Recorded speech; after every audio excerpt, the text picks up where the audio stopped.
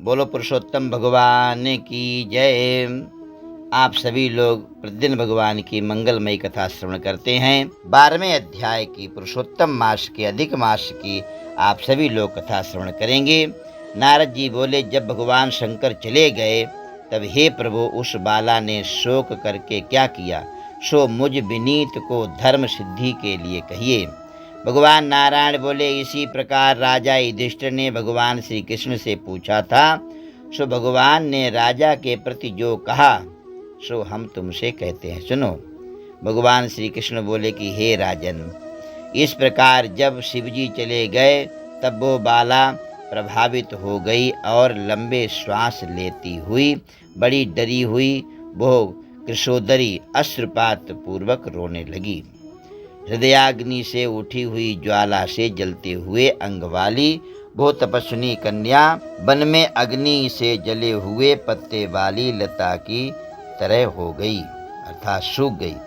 दुख और ऐश्वर्य को प्राप्त उस कन्या का बहुत समय व्यतीत हो गया। वर्षा ऋतु में मेघ से घिरे हुए आकाश में बिजली चमक करके जैसे नष्ट हो जाती है, उसी प्रकार तपस्या से जले हुए पाप वाली वह कन्या अपने आश्रम में मर गई। उसी समय धर्मिष्ठ यज्ञसेन नामक राजा ने बड़ी सामग्रियों से युक्त उत्तम यज्ञ किया। उस यज्ञ कुंड से सुवर्ण के समान कांति वाली एक लड़की उत्पन्न हुई। वही कुमारी द्रुपद राज की कन्या के नाम से संसार में विख्यात हुई। पहले जो मेधावी ऋषि की कन्या थी वही सब लोकों में द्रौपदी नाम से प्रसिद्ध हुई। उसी को स्वयंवर में मछली को वेद करके भीष्म, कर्ण आदि बहुत से राजाओं को तृण के समान कर क्षुभित राजमंडल में अर्जुन ने पांचाली को पाया। हे मुने, वही द्रौपदी दुष्ट दुशासन द्वारा बाल पकड़ करके खींची गई और उसे हृदय विदीर्ण करने वाले वचन सुनाए गए। पुरुषोत्तम की अवहेलना करने के कारण मैंने भी उसकी उपेक्षा की।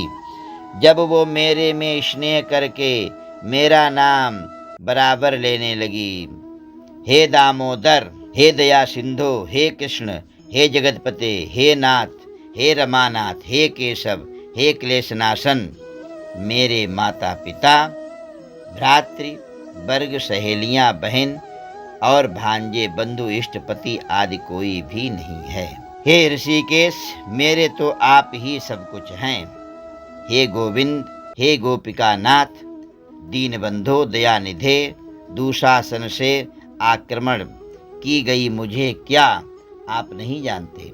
यद्यपि पहली पुकार में मैंने उसकी ओर ध्यान नहीं दिया था, पर जब दुशासन से पराभूत होकर के उसने मेरा पुनः स्मरण किया तब गरुड़ पर चढ़ करके शीघ्र वहां पहुंच करके मैंने, हे राजन, उसे बहुत से वस्त्रों से परिपूर्ण कर दिया।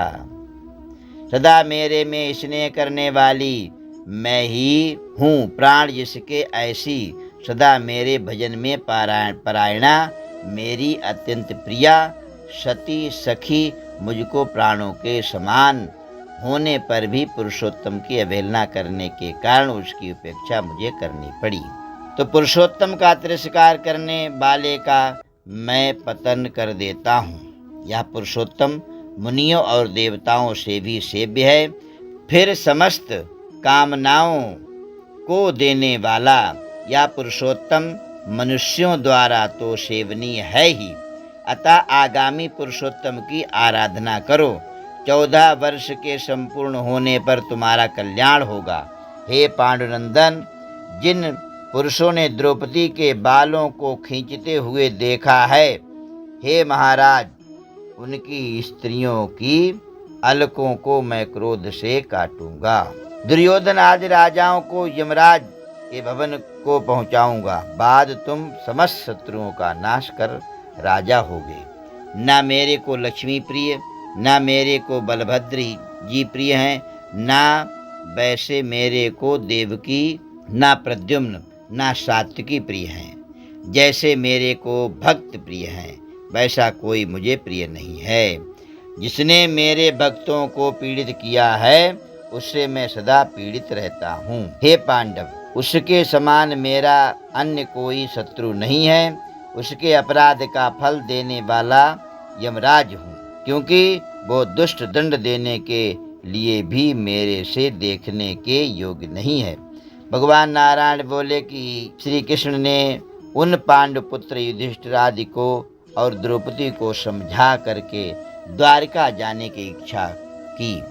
हे राजन, वियोग से व्याकुल द्वारिका पुरी को आज जाऊंगा, जहाँ पर महाभाग वसुदेव जी, हमारे बड़े भाई बलदेव जी, हमारी माता देवकी तथा गद, शाम्ब और आदि आहुक आदि यादव, रुक्मिणी आदि जो स्त्रियां हैं, दर्शन की उत्कंठा वाले वे सब हमारे आगमन की कामना से टकटकी लगा करके हमारा ही चिंतन करते होंगे। भगवान नारायण बोले, इस प्रकार कहते हुए देव देवेश भगवान श्री कृष्ण के गमन को जान करके पांडुपुत्र किस प्रकार गदगद कंठ से बोले, जिस प्रकार जल में रहने वालों का जीवन जल है, उसी तरह हम लोगों के जीवन तो आप ही हैं। हे जनार्दन, थोड़े ही दिनों के बाद में फिर दर्शन हो। भगवान नारायण बोले, इसके बाद श्री द्वारिकानाथ श्री कृष्णचंद्र के द्वारिकापुरी जाने पर राजा युधिष्ठिर अपने छोटे भाइयों के साथ तप करने के लिए तीर्थों में भ्रमण करने लगे। हे ब्राह्मण, नारद भगवान के प्रिय पुरुषोत्तम मास में मन लगा करके और श्री कृष्णचंद्र के वचनों को स्मरण करते हुए अपने छोटे भाइयों से तथा द्रौपदी से राजा युधिष्ठिर बोले, अहो, पुरुषोत्तम मास में होने वाले अत्यंत उग्र पुरुषोत्तम का महात्म्य सुना है। पुरुषोत्तम भगवान के पूजन किए बिना सुख किस तरह मिलेगा। इस भारतवर्ष में वो धन्य है, वो पूज्य है, वही श्रेष्ठ है, जो अनेक प्रकार के नियमों से पुरुषोत्तम भगवान का पूजन अर्चन करता है। इस तरह समस्त तीर्थों में भ्रमण करते हुए पांडुपुत्र पुरुषोत्तम मास के आने पर विधि पूर्वक व्रत करते हुए व्रत के अंत में 14 वर्ष के पूर्ण होने पर श्री कृष्ण भगवान की कृपा से अतुल निष्कंटक राज्य को प्राप्त किए।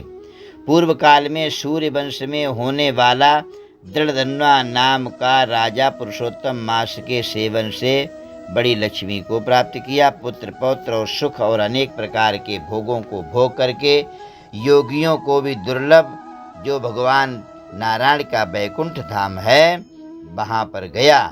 हे मुनियों, नारद इस पुरुषोत्तम मास के अतुल महात्म को करोड़ों कल्प समय मिलने पर भी मैं कहने में असमर्थ हूँ।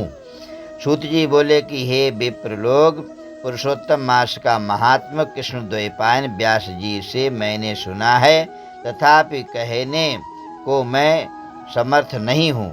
इस पुरुषोत्तम मास के अखिल महात्म को स्वयं नारायण जानते हैं या साक्षात वैकुंठवासी हरि भगवान ही जानते हैं। जय श्रीमन नारायण।